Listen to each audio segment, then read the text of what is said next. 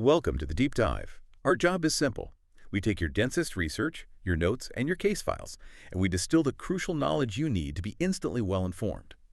Today, we're really diving into the core of contract law.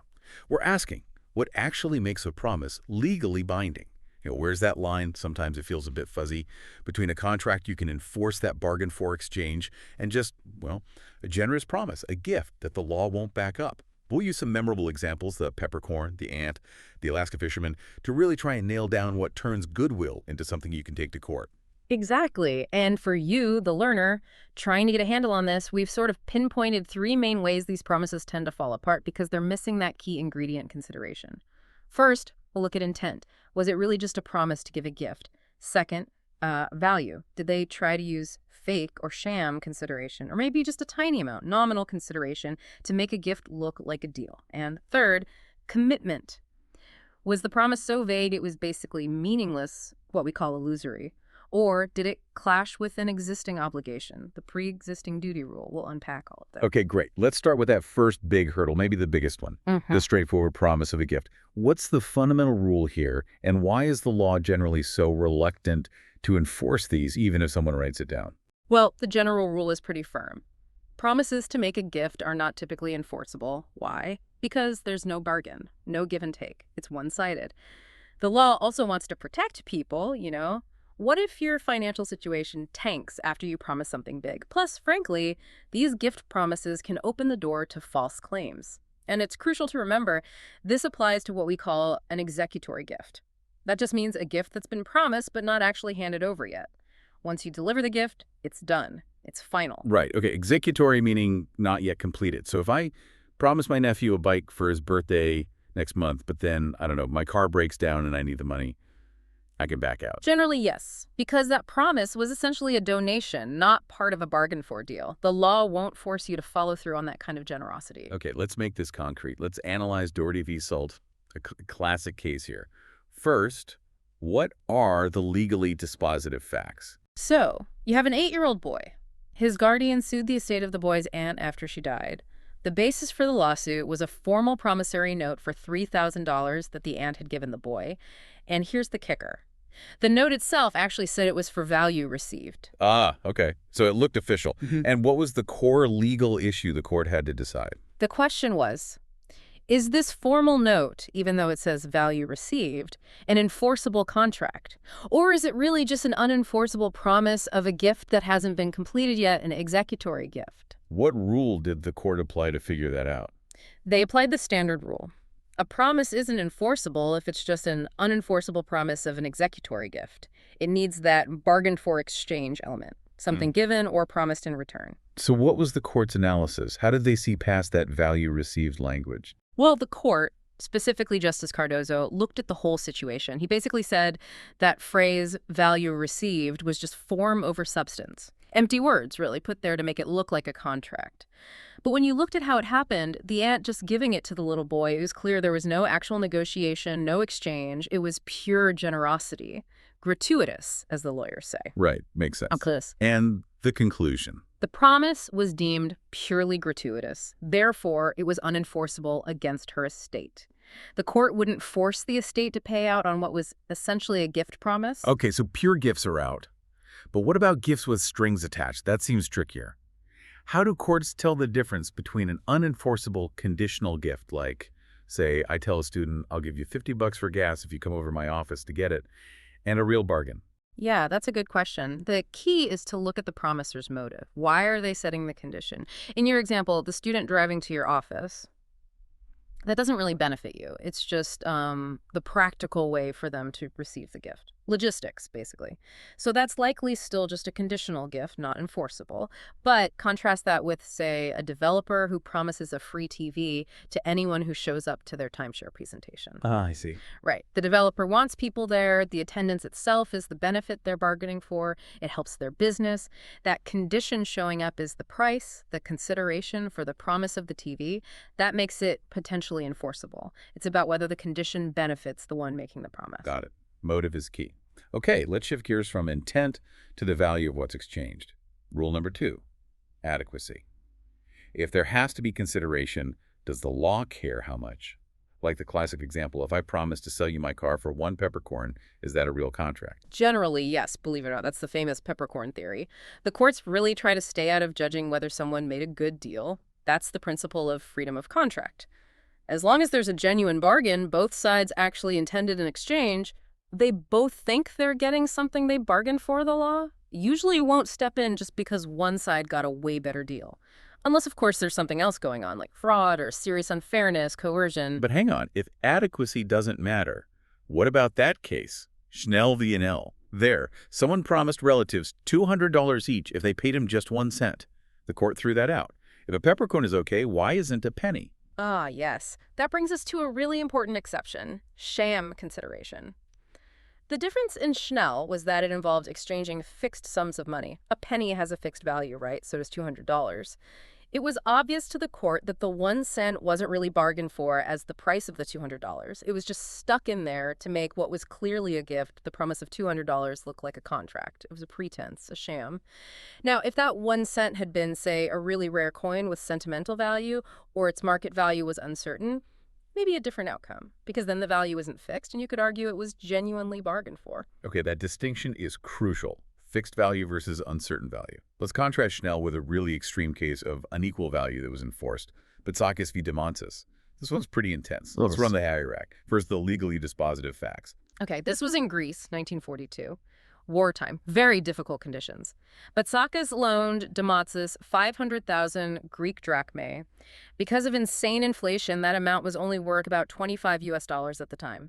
In return, Demontis signed a formal document promising to pay Bitsakis back $2,000 plus interest after the war, a huge difference in value. Wow. Okay, and the core legal issue. Essentially, does this massive inadequacy of consideration, getting $25 now for a promise to pay $2,000 later, void the contract, especially given the, desperate wartime circumstances? What rule did the court apply? They stuck to the basic principle. Mere inadequacy of consideration will not void a contract. Okay, the analysis. Why wasn't this seen as a sham, like the penny and Schnell? The disparity is enormous. Yeah. Because unlike Schnell, this was a real exchange, however lopsided it seems now. That $25 worth of Greek currency in that specific time and place, it might have been incredibly valuable to Demontis. Maybe it was survival money. The point is, Demontis wanted that specific currency then, and Bitsakis provided it. It wasn't just a pretense like the penny. It was something actually bargained for and delivered. The court acknowledged it was a hard bargain, maybe even exploitative given the war, but they refused to step in and rewrite the deal based on the value the parties themselves placed on it at that moment. So the court's basically saying, even in a crisis, if you make a bargain, however desperate, the law will generally hold you to it as long as it was a genuine bargain. That's pretty much it. Freedom of contract, even when it leads to harsh results. And the final conclusion in Bitsakis. The promise to repay the full $2,000 plus interest was held enforceable. The bargain stood. All right, moving on to our third failure point. Commitment, or the lack thereof. Sometimes promises are exchanged, but one is so weak it doesn't count.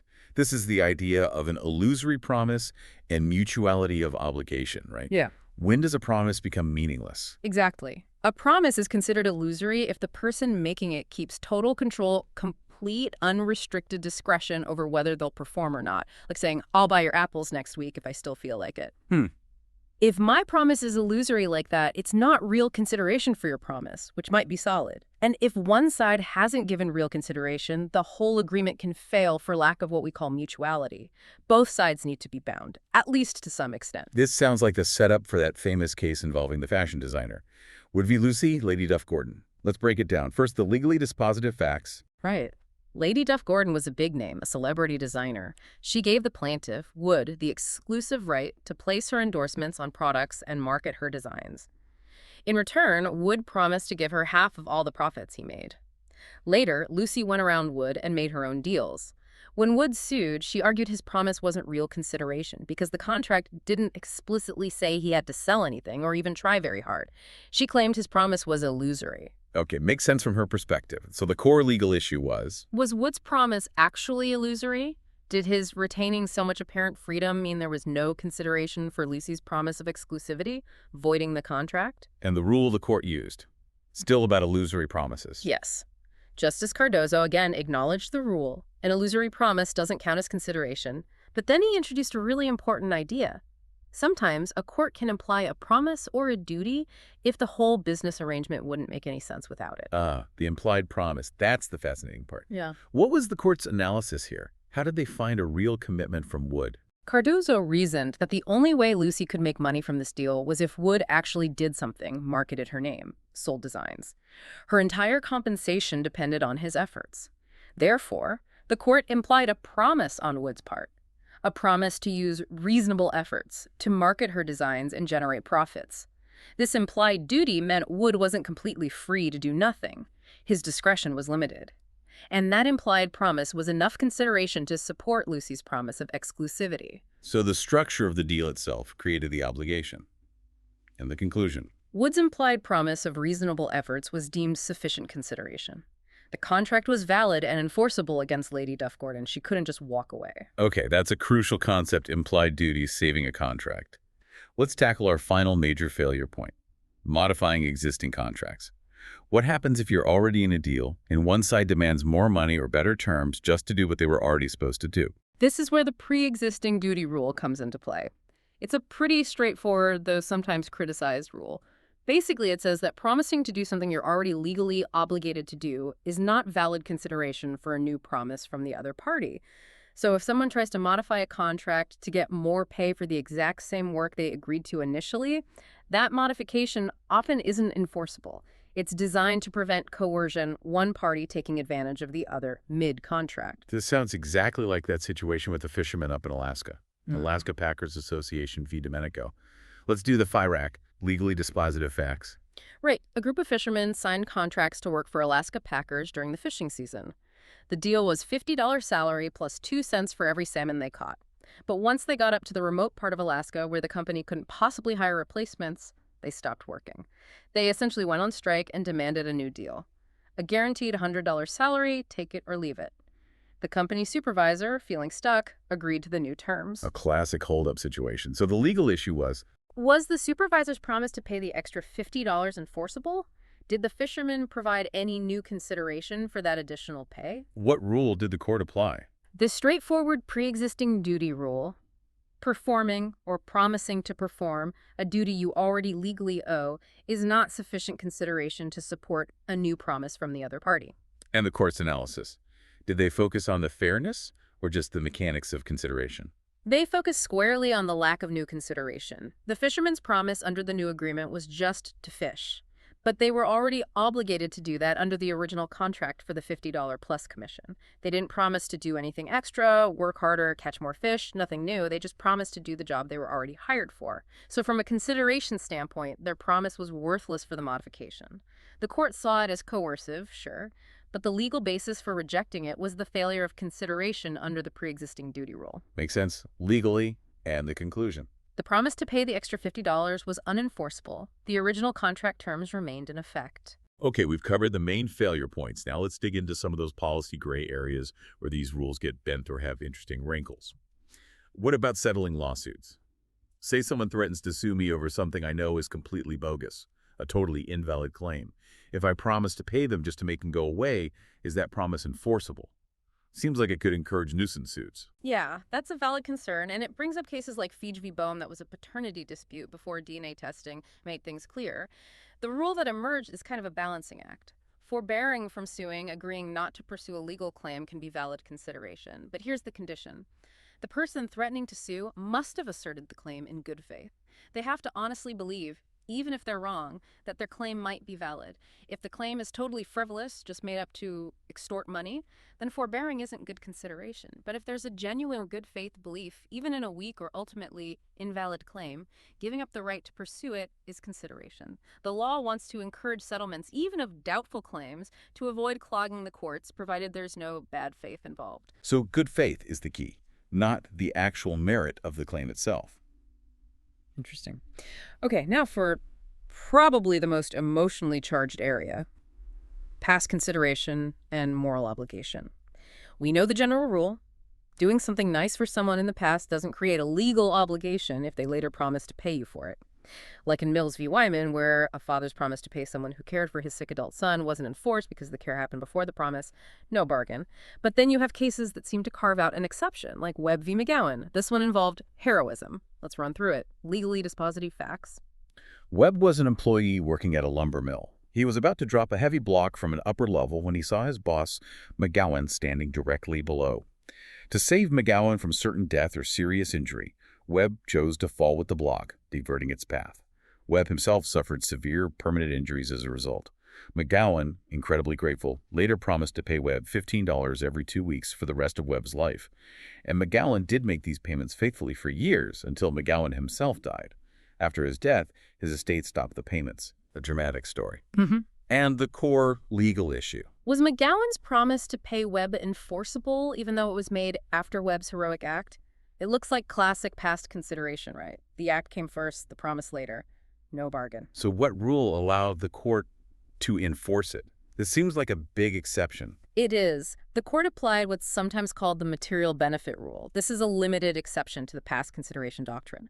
It basically says that a promise made in recognition of a significant tangible benefit previously received by the promiser can be enforced, but only to the extent needed to prevent injustice. Okay, the analysis. How did saving someone's life fit this material benefit idea and overcome the past consideration bar? The court felt that the benefit McGowan received having his life saved was so immense, so material, that it created a strong moral obligation. While normally moral obligation alone isn't enough, here it was coupled with this huge tangible benefit received by the promiser, McGowan. The court reasoned that enforcing McGowan's subsequent promise, which he had honored for years, was necessary to prevent a serious injustice to Webb, who had sacrificed his own well-being. So the material benefit plus the later promise essentially created an enforceable obligation, despite the timing issue. It's a narrow exception, usually tied to life or limb situations or significant economic benefits. And the conclusion in Webb.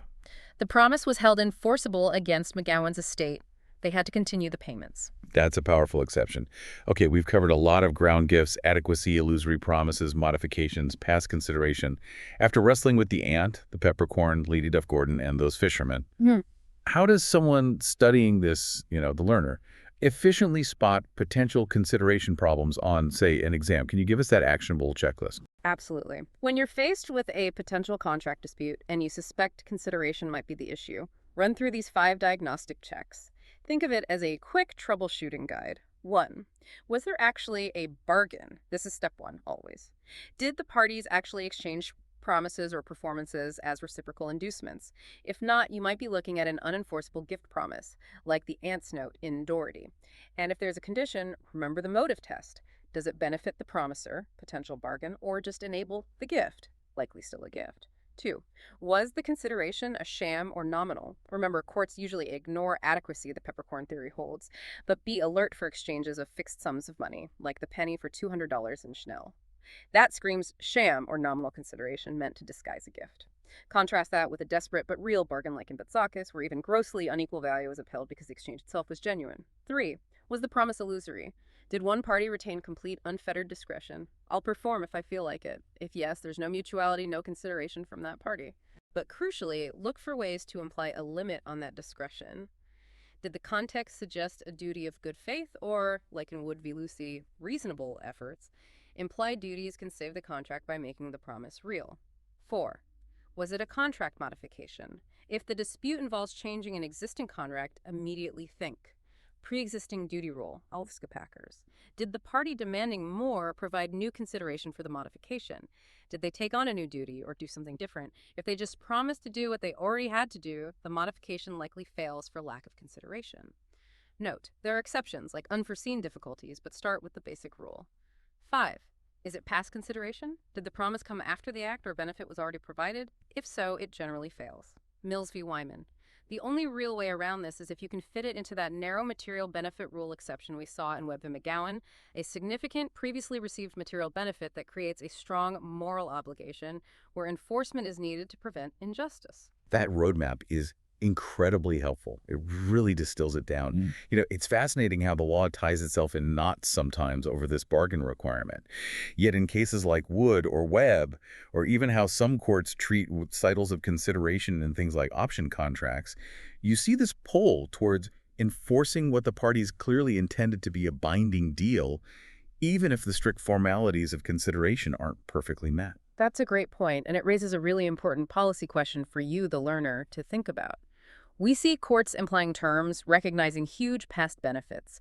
How far should the law bend the formal rules of consideration to uphold the party's apparent intent to be bound? Where do you draw the line between enforcing genuine agreements and opening the floodgates to enforcing casual promises or preventing parties from freely backing out of negotiations? That tension is always there. Definitely something to chew on. We hope this deep dive has helped clarify the sometimes tricky landscape of the enforceable promise. Thanks for joining us.